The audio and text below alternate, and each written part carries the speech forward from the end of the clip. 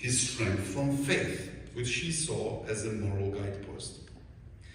Thanks to Ladies in White's tenacity as well as international support, the last prisoners arrested in 2003 were released in 2011. Many were forced to emigrate. Berta and Angel remained in Cuba. They have carried on despite repressions. There is at least one more similarity between these two unique figures, Soler and Walesa.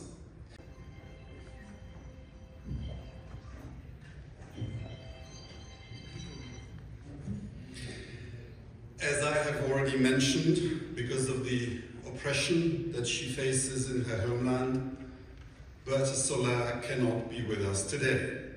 The award will be received on her behalf by her representative, Irma Santos de Mas.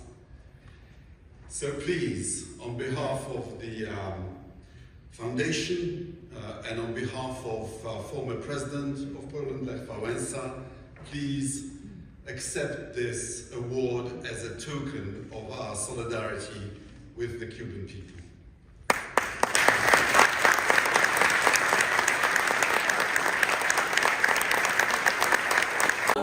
Sikorski, secretario de los Estados Unidos, Marco Rubio, directiva de la Fundación Cubano-Americana, Damas de Blanco, Premio Solidaridad Lech, representante de organizaciones anticastristas del exilio, invitados, distinguidos patriotas. Hoy no puedo estar junto a ustedes porque la tiranía comunista de Cuba me impone la salida sin retorno, condición esta que no acepto, porque yo me quedo en Cuba. Hoy me siento honrada y agradecida por recibir el Premio Lech Walesa Solidaridad 2025.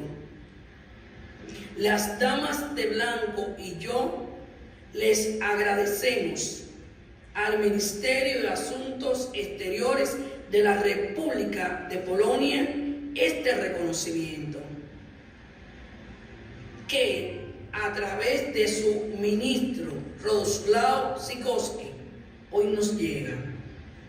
Premio este que es el resultado de 22 años de lucha en Cuba por la libertad de los presos políticos cubanos que injustamente están encarcelados por la tiranía comunista cubana y de lucha por los derechos y libertades de todos los cubanos junto a las damas de blanco, organización que hoy represento. Diario de Cuba me ha demostrado una gran calidad, profesionalismo, confianza en lo que hacen. Ha sido voz de los que no tienen voz dentro de la isla. Apoya a Diario de Cuba y no estás apoyando solo al presente, sino también al futuro de la sociedad cubana. Y la prensa cubana independiente es de los pilares de la democracia que intentamos hacer, que intentamos crear en Cuba. Si eres lector de Diario de Cuba y resides fuera de la isla, te pido una contribución. No hay cantidad pequeña. El precio de un café allá donde vives. Esa ayuda es vital para nosotros, para seguir llevando información a una Cuba que, sin dudas, pronto será libre.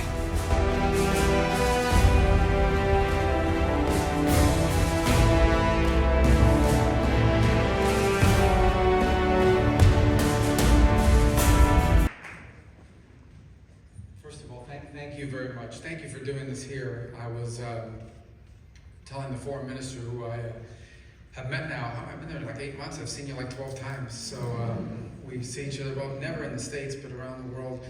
I was explaining a little bit about the historic nature of this hotel. This is a very young city, relatively speaking. So I said, this is an old hotel by our standards, not by Polish standards or European standards. But it's also a place that over the years has hosted many events such as this, events geared towards the cause of freedom and liberty around the world. I've come here to many different events that have been about freedom and liberty, but obviously especially about Cuba. And I say about the age of the hotel because it's hard to believe as you were walking through the examples of Lech Walesa and the Polish experience that communism is still a scourge, that it's still, despite its failure everywhere it's been tried, despite not just its economic failure, but its social failure, its destructive influence that it has on every society it's ever touched, it still remains a presence in different pockets of the world. And for those of us who live in this community, or who have been raised in this community, just 90 miles from our shores. Now, what I'm about to say is not a criticism of anybody. I have never lived in an oppressive regime. Some of you have, but many of us have never lived or been the target of political oppression at the level that is faced in Cuba. And so I don't mean this as a criticism to anyone, but frankly, many times the moment comes where it's just easier to leave. It's easier to leave the country. Sometimes you're forced to do so by force. Other times you travel abroad and are allowed to return. What has always struck me about Berta and those who join her is that she has refused to leave. Again, this is not a criticism of those who have left, because it's perfectly understandable that there comes a moment where perhaps you can be more successful and more effective from the outside than you are from the inside. But her refusal to leave, her refusal to continue to live under the conditions that she lives under, which are incredibly oppressive, that deny her the basic rights, including the right to go to church every Sunday, is a source of incredible admiration for all of us. It's something we should all deeply admire and appreciate. She is, despite, I think those of us who are involved in the cause of freedom and liberty know exactly who she is and what she's been about. I think more people need to know about what she's done, about how inspirational she is. You said something in your comments was exactly right. This was not a political person. Frankly, political activism in Cuba is not something that's encouraged or rewarded unless you're active on behalf of the regime and their so-called fake revolution.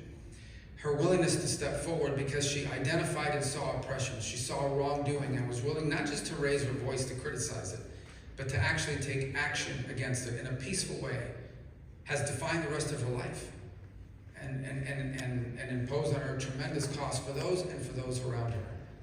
Now, I do think that part of today's credit needs to go to so many who have supported her in this endeavor. And we're so grateful for your support to her now.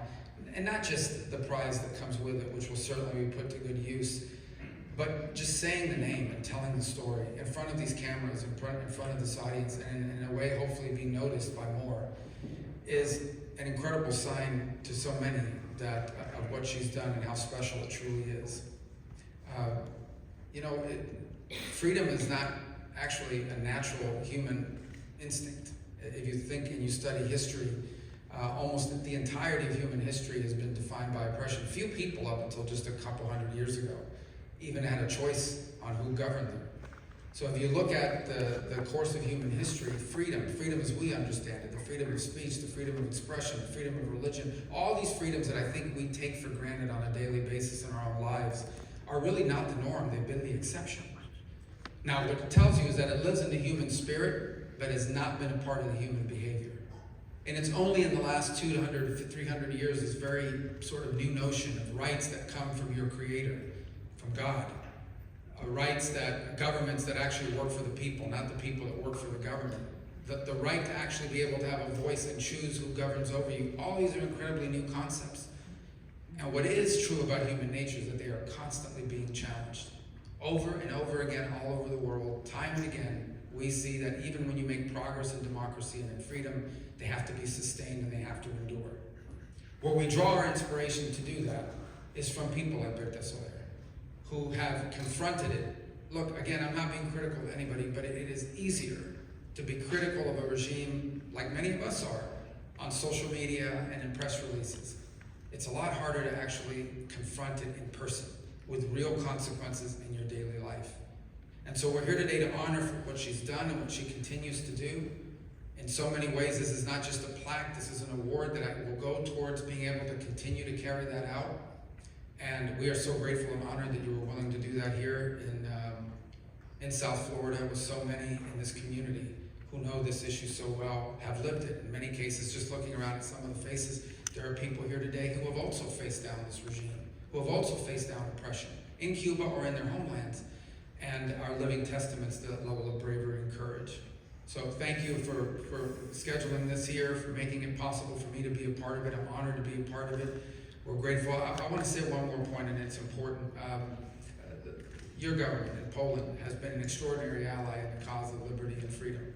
There are other countries that were liberated from the yoke of tyranny and can be helpful from time to time, but there is none in the world that's been more helpful, more steadfast, and more aligned with us, including in Cuba.